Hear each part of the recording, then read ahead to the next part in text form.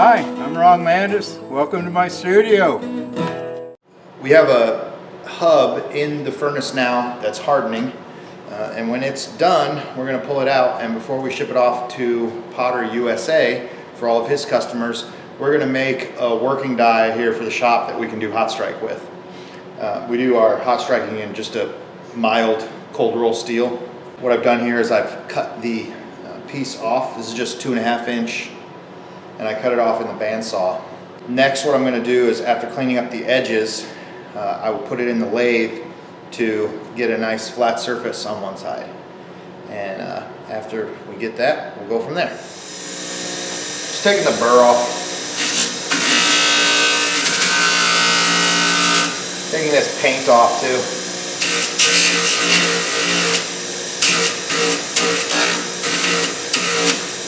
Gonna take some of a little bit of rust oxidation on it.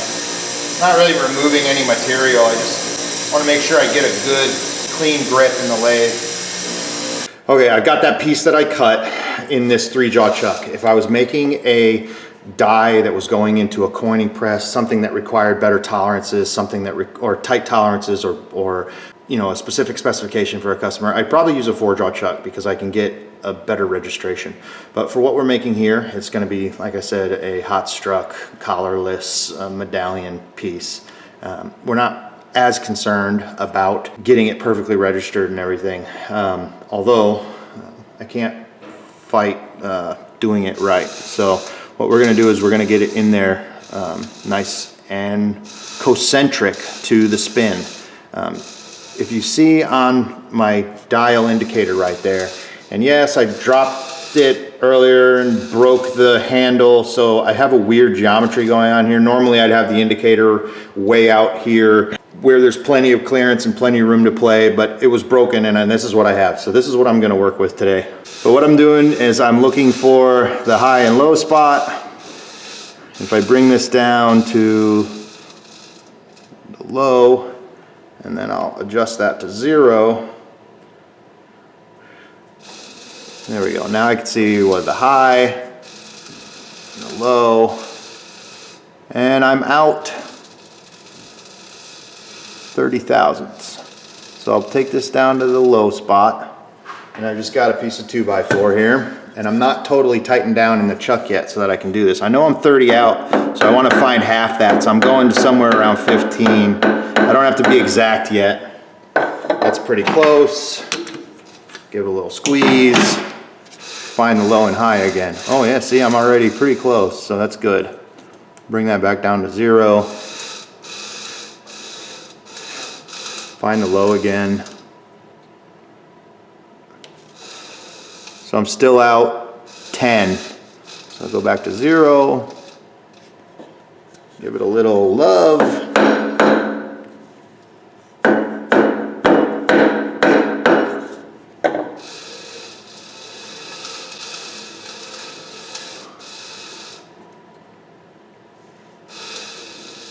Now I'm out 5.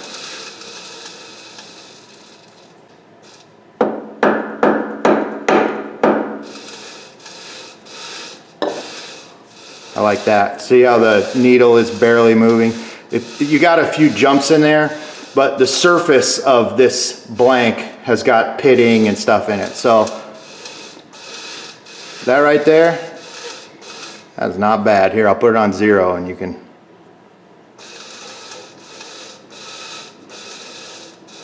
That's pretty good.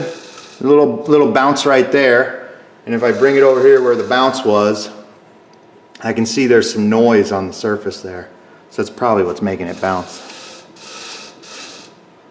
I'm okay with that. And then if I go back and forth, I can see the run out. And that's also staying at 0. So now what I've done is I've made this blank, the run out, it's perpendicular to the chuck, and then it's concentric, so instead of being around this way, then now it's perfectly centered. So it's in that chuck perfectly square. So when I spin it, it's going to spin perfectly round.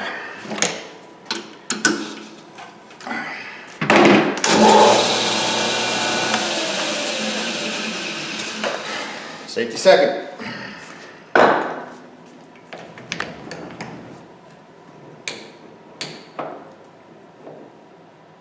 Let's see. I'm just using simple carbide tip inserts.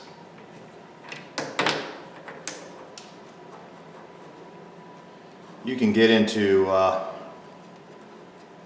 the technicalities, but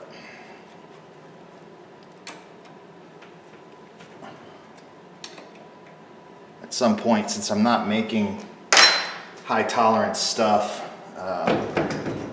you kind of get used to just using the same thing over and over.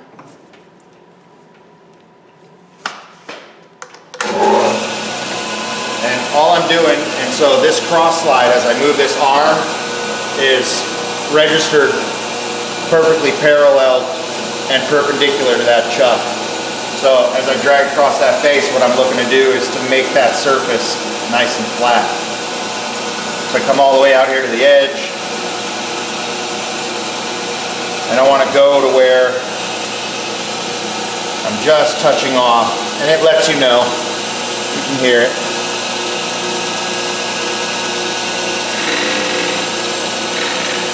So there I know it's 0.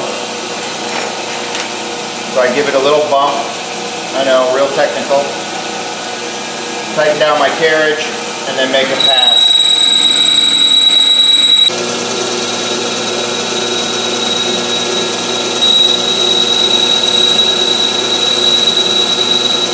Now what I'm looking for is that it cut across the entire face. And well, I'll tell you, man, every now and then we get a good cut. That came off the bandsaw pretty flat. You can see some of the bandsaw marks still right there. So I'm actually going to make one more pass. Go again.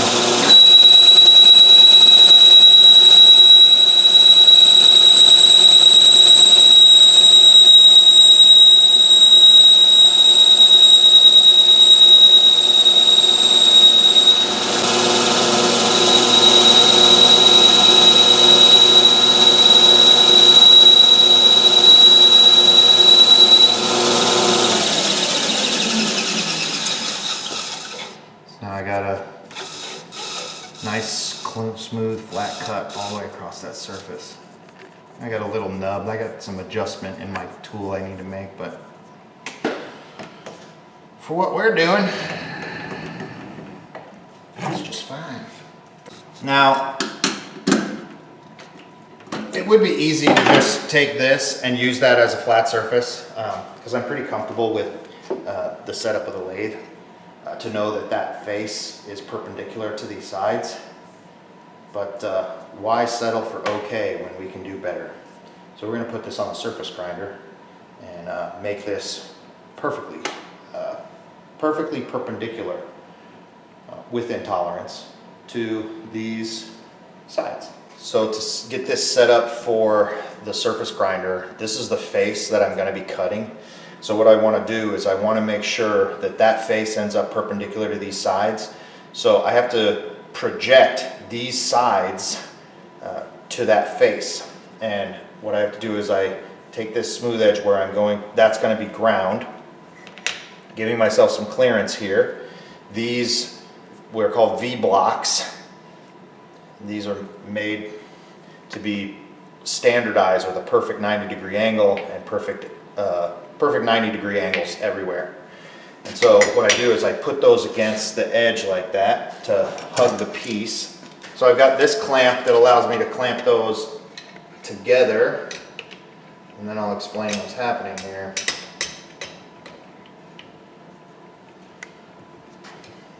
Push down.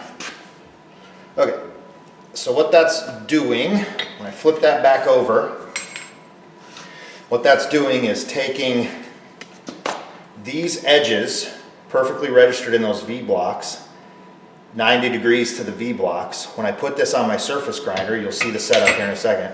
What that's doing is it's transferring that plane up through the vertical, and now when I grind that off, it's going to be perfectly perpendicular to those edges. Perfectly within tolerance. This is what's called a magnetic chuck. And when I throw this lever inside there, it raises the magnets up to the surface. This is a nice flat plane. And so again, that's what I do is I'm putting these blocks, you can see it nice and tight now, it ain't going nowhere. So as I set this up, what I'm doing is dragging that across the face, and it's taking off micro inches off the surface of that. It's called a surface grinder. And with each pass, what we're after is get that total surface decked off. Now depending on how close your lathe is, you'll be able to see, you can actually tell how decent the lathe cut is because you'll get a pretty good first pass. But again, just get this thing set up here, I'll kind of stand a little, I would normally stand the other way, but the camera's there, so if this looks a little wonky, it is for me too. I get it down really close by eye, and then I start moving across. You never want it to just touch while it's stationary. And each time I'm bringing it down just ever so slightly in micro inches, and then it'll let you know when it touches. There it is, you see those sparks? So as you drag it through, you're moving the table on the Y-axis with this knob. This is moving your X-axis. So each pass, you're taking a little bite. You can see where it's making the cut.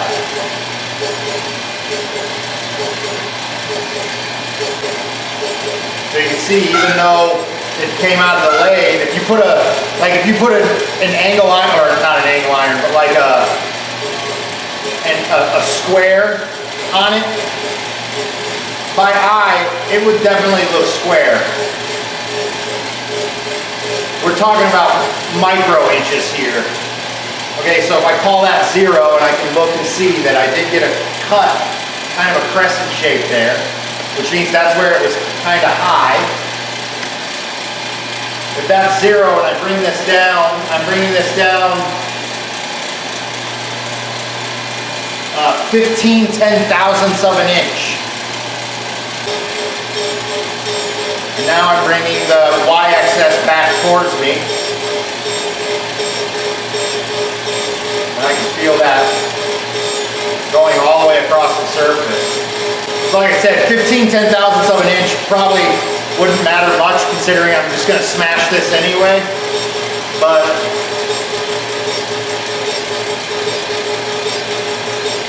why not bring your A game, man? Oh, this is kind of cool if we zoom in there. So you can see where the lathe, as I got towards the center there, is actually biting in towards the middle. So I got a little slop in that carriage. So you see a low spot right in the center there. The good thing is that it's a pretty good circle. So the tolerance on the lathe is really not that bad.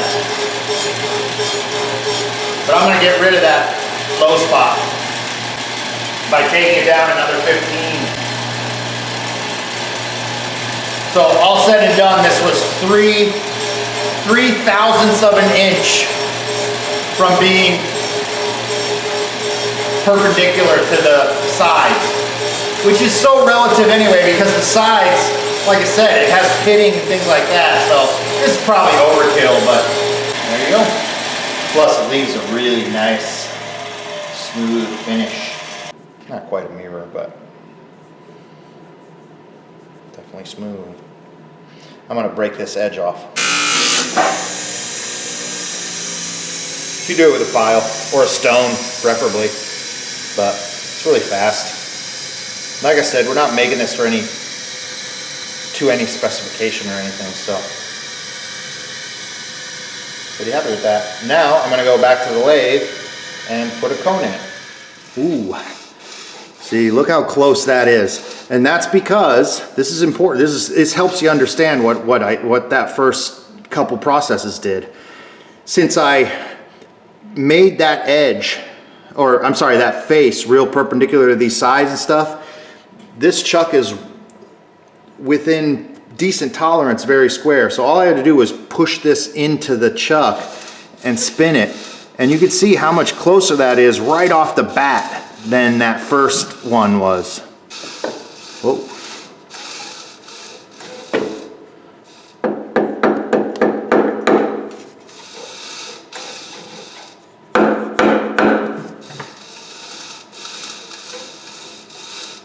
I like that.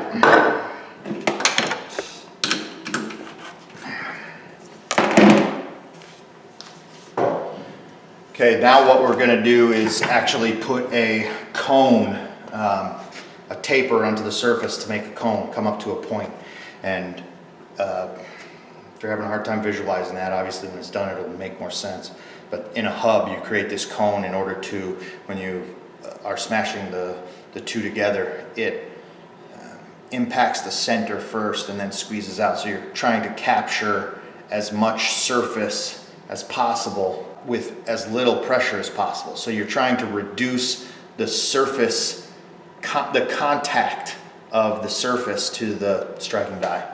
That's probably a little too technical. I'm going off in the weeds when I say that, but some of you might be interested in some of that stuff. I have my cross cutter set to 80 degrees and we'll just go from there.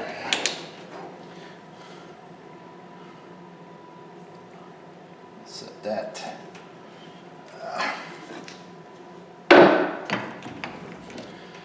So I have to open all this up because I keep it all locked down when I'm doing regular cuts so that I don't lose, you know, you're not losing any tolerance and slop here. What I'm going to do is I'm going to find that outer edge.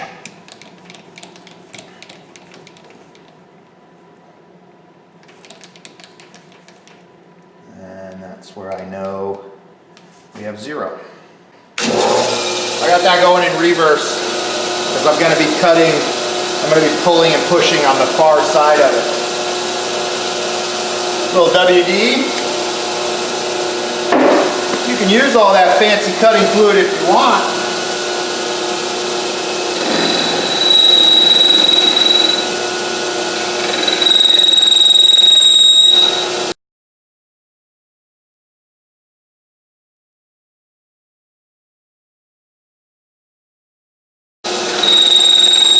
So with each pass, I'm moving the carriage, the X, towards the chuck, which is how I'm getting that cut.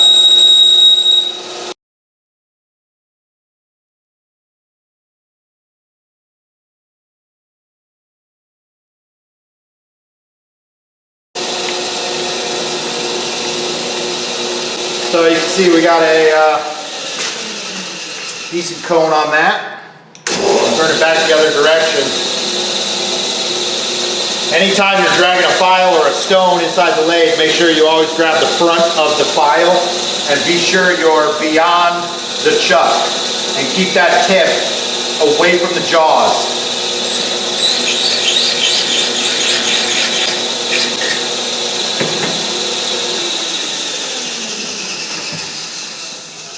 I have emery cloth here in different grits, depending on the surface that I'm after. And I'm not going to take it that far. We're just going to try and get this as, I think I'm yelling, I got those earplugs in, I start yelling. Just want to get this as smooth as possible. Because this will be the surface that we actually hub the die into, so we want that as clean and smooth as possible. So I think I start with, I think it's 120 grit.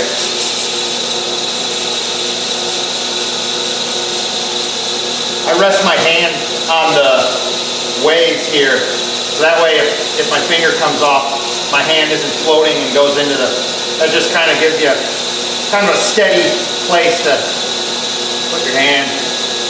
Whatever you do, keep your fingers out of the chuck.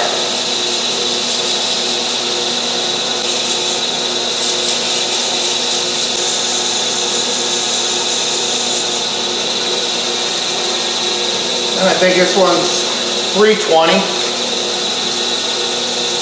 The other one's 180 actually. 180, 320.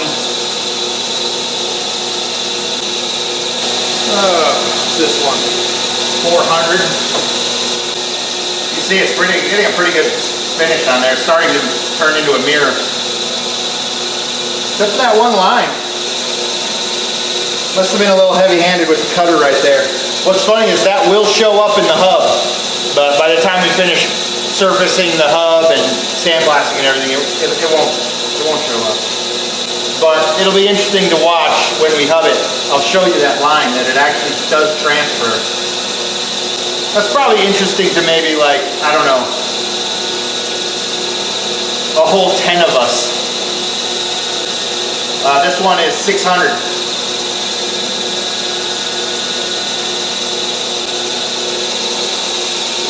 See what we got. Ooh. Yeah. Yeah, a little heavy cut right there. I actually have to try and get that out. Now that I have it out of the lathe, I can see that that's too heavy. That will definitely show up when we hub that. So I need to go ahead and try and get that out.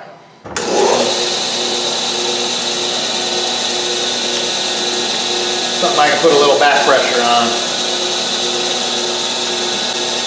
Again, keep the end of that stick away from those fingers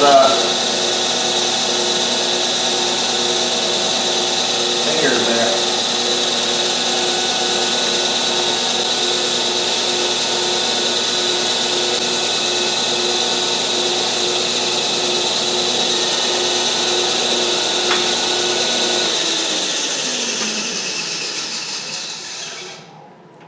That's more like it. See, I got rid of that heavy cut. That's it. Now we just wait for the other thing to get out of the oven.